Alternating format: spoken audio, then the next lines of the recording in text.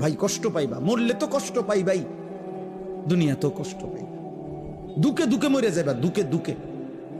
একদিন যখন দেখবা সময়ে প্রয়োজনে যৌবনের ক্ষমতা নাই, নারী দেখতে দেখতে, অশ্লীল দৃশ্য দেখতে দেখতে, বীর্যপাত হতে হতে শরীর নষ্ট হয়ে গেছে, একদিন বুঝবা যৌবনের কত দাম, শরীর স্বাস্থ্যের কত দাম, একদিন বুঝবা। যখন হার্বাল কোম্পানির ওষুধে ওষুধে ঘুরবা, কবিরাজি আর বনাজি ওষুধে ঘুরবা,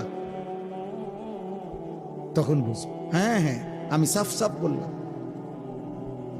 আল্লাহ বলছে ইয়াহফাজু ফুরুজাহুম, আমার বান্দা লজ্জাস্থান হেফাজত করো, লজ্জাস্থান হেফাজত করো। তুমি মুমিন, তুমি জিনা করো না, তুমি ব্যভিচার করো না, তুমি নিজের হাত নিজের লজ্জাস্থানে নাপাক ব্যবহার করো না, তুমি পুরুষে পুরুষে অপকর্ম করো না, তুমি মেয়ে মেয়ে নারী নারী অপকর্ম করো না, কোন রকমের বেহায়াপনা না চোখ দিয়া করবা, না লজ্জাস্থান দিয়ে করবা। আল্লাহ বলেন যালিকা আজকা লাহুম। এই এবার শেষ কথা হলো, আল্লাহ বলেন বান্দা আমি ওয়াদা দিলাম, চোখ যদি গুনাহ থেকে বাঁচাও, লজ্জাস্থান যদি বাঁচাও, এই দুই জিনিস বাঁচাইলে আমি আল্লাহ ওয়াদা দিলাম, আমি আল্লাহ তোমার অন্তরটা পুরাটা 100 পবিত্র করে দেব।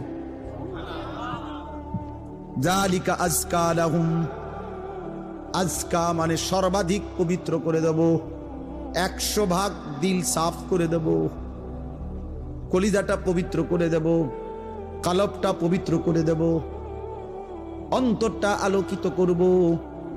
বসে থাকবা জমিনে, তাকাইলে চোখ বন্ধ করলে দেখবা আর শাজিমে,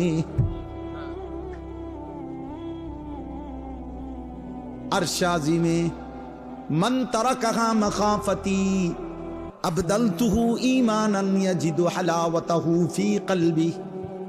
আল্লাহ বলেন হাদিসে কুদসিতে, আমার যে বান্দা আমি আল্লাহর ভয়ে চোখ নামালো ভিন নারী থেকে, হারাম ছবি থেকে, আল্লাহ বলেন সাথে সাথে আমি আল্লাহ আমার ওই বান্দার দিলের মধ্যে ঈমানের স্বাদ, ঈমানের মজা, এমন ঈমান এমন নূর আমি দেব, আমার বান্দা তৎক্ষণাৎ ঈমানের মজা পাইতে থাকবে। জন্য আল্লাহর নবী বলেন হে আলী, নবীর সাহাবী আলীকে বলছে, নবীর জামাতা ফাতেমার স্বামী, আল্লাহর নবী বলেন আলী লা তুতবিইন নাযরাতান নাযরা, কোন নারীর প্রতি যদি হঠাৎ নজর পড়ে যায় তাইলে দ্বিতীয়বার আর ওই নজর ফিরাইও না, আর তাকাইও না, প্রথমবারেই চোখ নামিয়ে ফেলো। ফা ইন্না লাকাল উলা ওয়া লাইসাত লাকাল আখিরা, প্রথমবারের হঠাৎ নজর মাফ, কিন্তু দ্বিতীয়বার ফিরে চাইলে এইটা আর মাফ হবে না, এটা আর মাফ হবে না।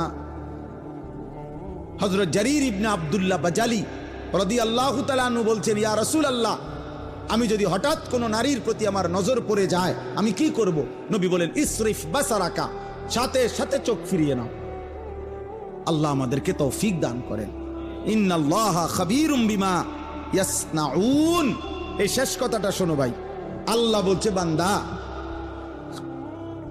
ইয়াসনাউন অর্থ হইল যত কৌশলে, যত গোপনে, যত একাকিত্বে, যত বুদ্ধি খাটাইয়া, যত সালাকি কইরা, তুমি যতভাবেই তুমি গোপন গুনাহ করো না কেন, রাতে অন্ধকারে লাইট নিবাইয়া, সিটকারি লাগাইয়া, দরজা বন্ধ কইরা, রাতের 2টা ইয়ারফোন লাগাইয়া, শব্দ ছাড়া তুমি যত বুদ্ধি খাটাইয়াই নারী দেখো, ছবি দেখো, উলঙ্গ দৃশ্য দেখো, হারাম সম্পর্ক করো, খোদার কসম আল্লাহ বলে আমি খবর রাখি, আমি জানি, আমি জানি, আমি দেখি, আমি শুনি, আমি বুঝি।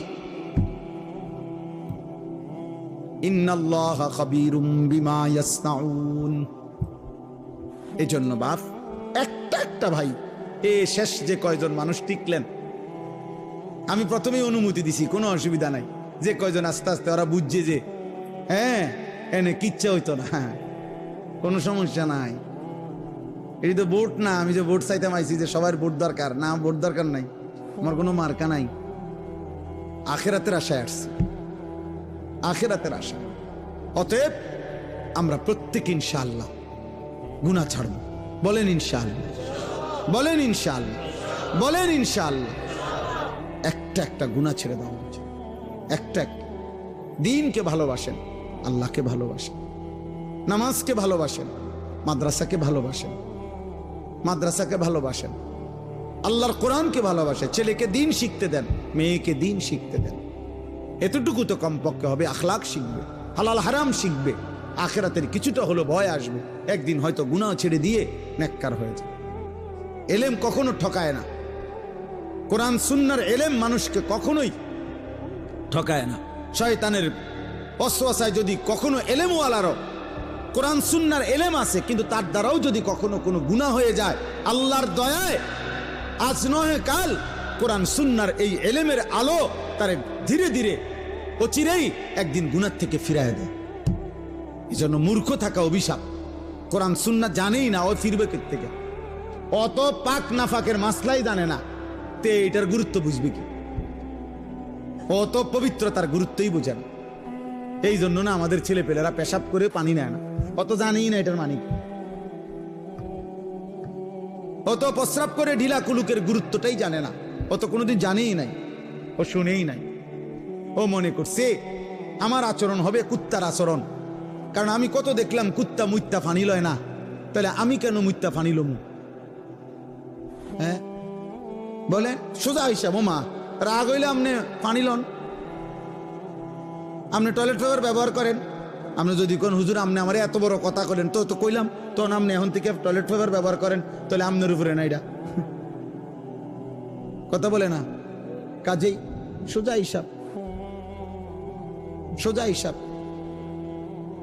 আমি তো প্রায়ই বলি, বেটা তুমি যদি বিবেক থাকে, একটা ছেলে মনে রাখো বাবা, তুমি নিজের চোখে দেখো যে মসজিদে যখন 5 ওয়াক্ত নামাজের আজান হয়, তুমি নিজে কালকে দেখো আজান যখন হয় তখন কুত্তা খেউ খেউ কইরা ওই জায়গা থেকে সরে যায়, কুত্তা ঘেউ ঘেউ করে সরে যায় ওই জায়গা থেকে, আর ইমানদার মোমেন সে মসজিদের দিকে ঢোকে নামাজ আদায় করতে।